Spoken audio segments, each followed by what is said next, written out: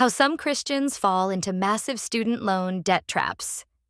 In a busy city buzzing with coffee shops, neon signs, and honking cars, lived Lila, a single mom with 2 kids, 10-year-old Sam and 8-year-old Tara. Lila wanted more for her family than their cramped apartment and endless bills.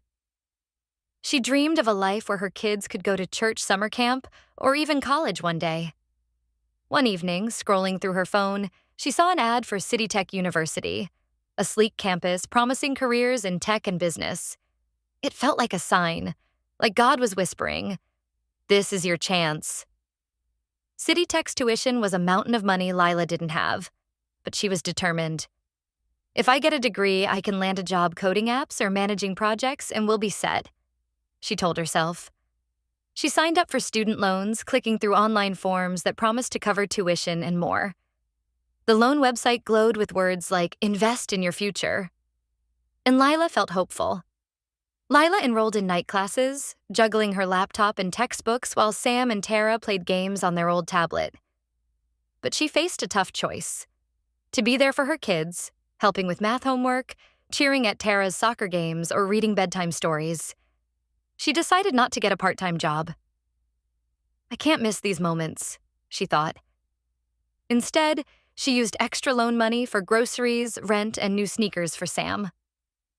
"Once I graduate, I'll pay it all back," she promised herself. Months turned into years. City Tech's classes were intense, with coding assignments and group projects piling up. Lila struggled to keep up, especially with Tara's school play rehearsals and Sam's science fair. She kept dipping into the loan money for pizza nights, Wi-Fi bills, and a used bike for Tara. The loan app on her phone showed a scary number growing bigger every month, like a digital monster. By the time Sam was in middle school, Lila hadn't finished her degree. The classes got harder, and she missed too many to pass. Then the emails started. "Your loan payments are due." The total debt was bigger than her wildest nightmares, tens of thousands of dollars. Collection agencies called, their voices sharp. Her friends texted, "Lila, why'd you borrow so much? Why not work at the coffee shop or something?" One day, at a community center barbecue, Lila stood by the grill, her kids tossing a frisbee nearby. A neighbor asked, "Lila, what happened?" She squared her shoulders, eyes fierce. "I prayed to God, and he told me to go back to school and get a college degree and use student loans to pay for it. It was for Sam and Tara's future. I trusted it was the right path." Miss Carter, a retired teacher who ran the center, overheard and looked incredulous. She sat Lila down, her voice firm but kind. "Lila, the Bible has a lot to say about debt, and it's not what you think. Proverbs 22:7 says, 'The borrower is slave to the lender.' God warns us to be cautious with loans because they can trap us. And 2 Timothy 2:15 tells us, 'Do your best to present yourself to God as one approved, a worker who does not need to be ashamed and who correctly handles the word of truth.' If you heard God tell you to take on huge debt, that's opposite to what Scripture teaches. You must have misunderstood because you didn't study his word carefully. You should have sought guidance from Pastor James. Did you talk to him?" Lila looked down, fidgeting with her phone. "No," she admitted. "I didn't ask Pastor James because he preaches against getting huge loans. He'd probably have discouraged me." Miss Carter shook her head gently. "Sister, dreams are like apps. They need updates and effort to work. Pastor James could have helped you see God's wisdom." Lila's story teaches us a powerful lesson. Sometimes when we want something so badly, we convince ourselves it's God's will, but our desire can cloud our judgment. By seeking the counsel of a pastor or elder, we can gain wisdom to discern the right path. At first, everything seemed great, because the student loans elevated Lila's lifestyle in the short term, letting her buy things her family needed. But in the long term, it wasn't a wise decision, leaving her with a mountain of debt she couldn't climb. Lila's story is one many face today, caught in the tangle of student loans and big dreams. But what guidance does the Bible offer for handling college debt? Let's explore how Scripture's timeless wisdom can help us navigate this modern challenge. Scripture offers timeless wisdom on debt, co-signing, and the importance of repaying what we owe. Let's dive into these biblical principles and see how they apply to student loans in today's world, where over $1.7 trillion in student debt affects millions of Americans. First, the Bible urges caution with debt, including college loans, emphasizing careful planning and financial stewardship.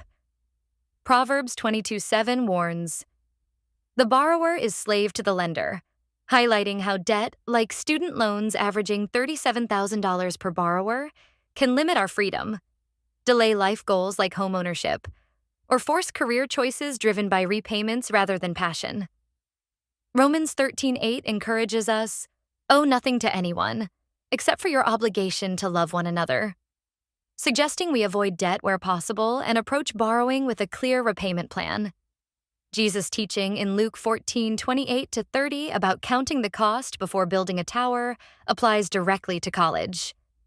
Research the earning potential of your degree, calculate repayment timelines, and explore cost-saving options like dual enrollment, community college, scholarships, or part-time work. The Bible's call to diligence in Proverbs 21:5 reminds us to live within our means, treating loans as a last resort to avoid financial bondage. By planning wisely, we honor God's desire for our financial independence, as seen in Deuteronomy 15:6, where God blesses his people to lend, not borrow. Second, the Bible strongly discourages co-signing loans, a common issue with private student loans or parent plus loans. Proverbs 11:15 cautions, "There's danger in putting up security for a stranger's debt. It's safer not to guarantee another person's debt." And Proverbs 22:26-27 warns, "Don't agree to guarantee another person's debt or put up security for someone else. If you can't pay it, even your bed will be snatched from under you." Some might argue that co-signing for a child isn't the same as guaranteeing a stranger's debt, since parents know and trust their child. However, Scripture's warning still applies.